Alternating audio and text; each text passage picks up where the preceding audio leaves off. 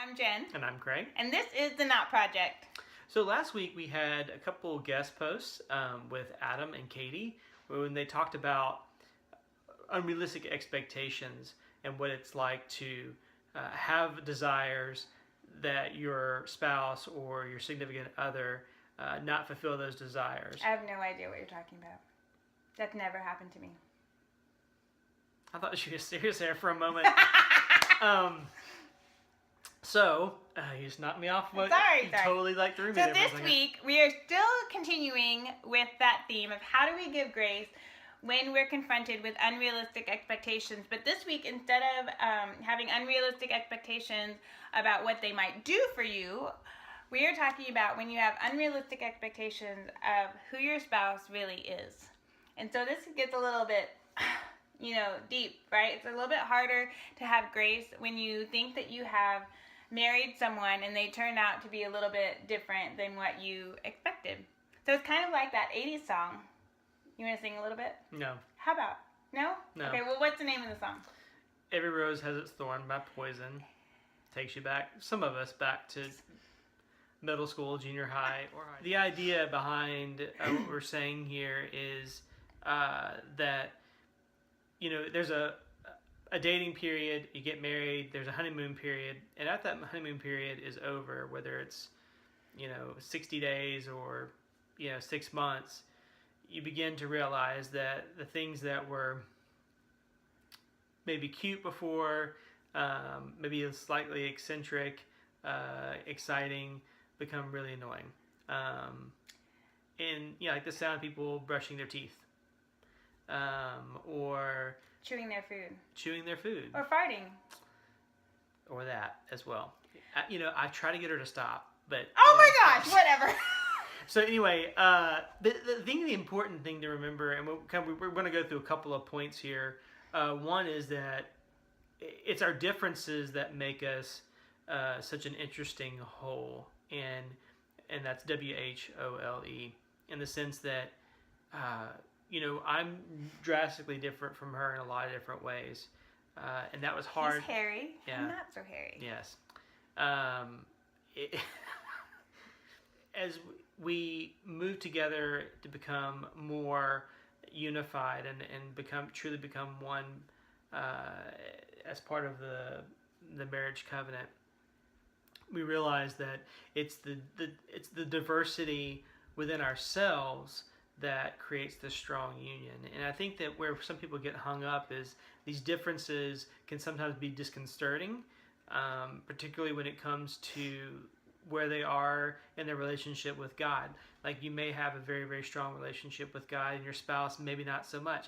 Maybe they're not a Christian.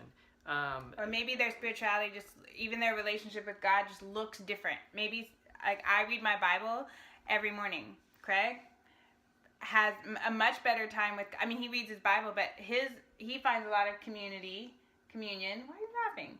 With God when he's hiking in the woods, right? When you say? Yes. Yeah. So we can all experience God in different ways, right? So we also, we were talking about kind of funny, annoying, eccentric behaviors like, smacking food or coming home late or whatever it is. There are also, some of us have thorns that really, really do hurt one another. And, Craig was going to tell a story. There have been times when my anxiety has really, really hurt our relationship. And there have also been times when, obviously a lot of you know our story with Craig's struggle with porn. That was a big thorn.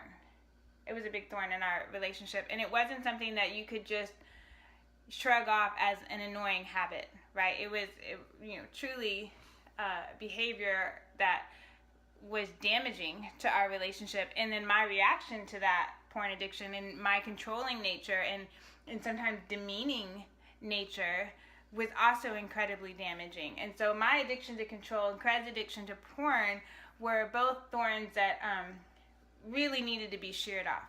So there we have the thorns that you learn how to deal with, and you just maybe learn not to touch there. And then you have thorns that are actually will kill your relationship. So what we're saying is, you need to have boundaries, right? You need to have things that you're willing to accept in a relationship and things that you're not.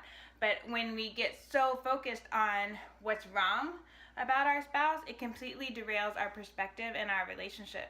And so our first point is, if it's a difference, it's just a difference. If it's one of those things that pokes you and feels annoying, then deal with it. Just focus on something else that reminds you of the greatness of your spouse, what drew you to them in the beginning. And for those other things that are hard,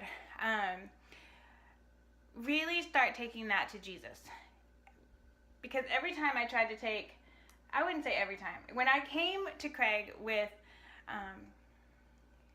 confrontation and wanting to fix and change Craig, how did you respond to that?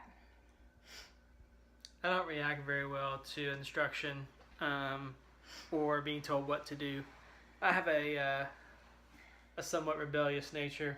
Yeah, and so me trying to force my way of what his cure for his porn addiction would look like was totally derailing, not only to his recovery, but also to my relationship with God, and also with his relationship or his freedom from pornography. And so one of the things that I learned to do is, when I felt that urge to control, when I felt that desire to change really well up in me, is take it to Jesus. Take it to Jesus. Take it to Jesus. I started praying specific scriptures over him to free him from the sexual stronghold. And here's the kicker. I started praying that he would be the spiritual leader of our household, right? That he would provide covering for our family, for prayer and wisdom and discernment. And I was super excited. I thought, okay, this is the core of my whole thing. It's like, I thought I wanted to marry someone who would be the spiritual head of our household. I even told him that when we were dating, right? And then what happened is, I became the spiritual head of the household. I was the one that was, pushing prayer and pushing devotions and going to church and doing all these things. And then God started answering my prayer, y'all. He started answering my prayer for Craig to find freedom from pornography. And he started answering my prayer that he would become the spiritual head of our household. And so then Craig started articulating his opinion, and I was like, what are you doing? Because when that opinion did not jive with my opinion, I was less than thrilled. And so my takeaway from that is, we can pray a whole lot about what we want our husbands or our wives to be and do, but we also need to ask God to come and change our hearts and change our perspective. And so when I was asking God to make Craig, or teach him how to step up and be a spiritual leader and to free him from pornography, I needed to be also asking for God to prepare my heart for the change that was going to take place in him, because I was caught totally off guard. You find yourself frustrated, you find yourself concerned, or just don't really know where to turn to in your relationship, and you're butting heads, and you're not really kind of communicating. Because you're trying to force your will. Yeah, is to let go of any preconceived notions you have, and focus on like what Jen said, focused on what God's doing in that individual, and then ask what your place is as part of that equation, because God brought you together for a reason. It wasn't just so you guys have a good time, although that's a good part of it. But the other part is He uses each of us to help that other person become the person that He has designed them to be. Mm-hmm. The way Jen part of me moving into that spiritual leadership position was a lot of stuff that Jen did, not just prayer, but just encouragement she talked about, and just her own strength and her own desires as she communicated those. That gave me motivation to take up that role. Because not everything I said was terrible, right? Correct. So, when you find yourself kind of, the enemy wants you fighting, the enemy wants you divided. So you look at ways that God's trying to bring you together and focus on those, and don't fall victim to, the petty stuff that doesn't really matter. Right. Yeah. So make investments in your bank for the positive things. And one other thing I wanted to say before we go, I think that for so long I wanted the big changes, and I was so focused on getting the radical revolutionary things that I missed sometimes the small things that God was doing in Craig's heart.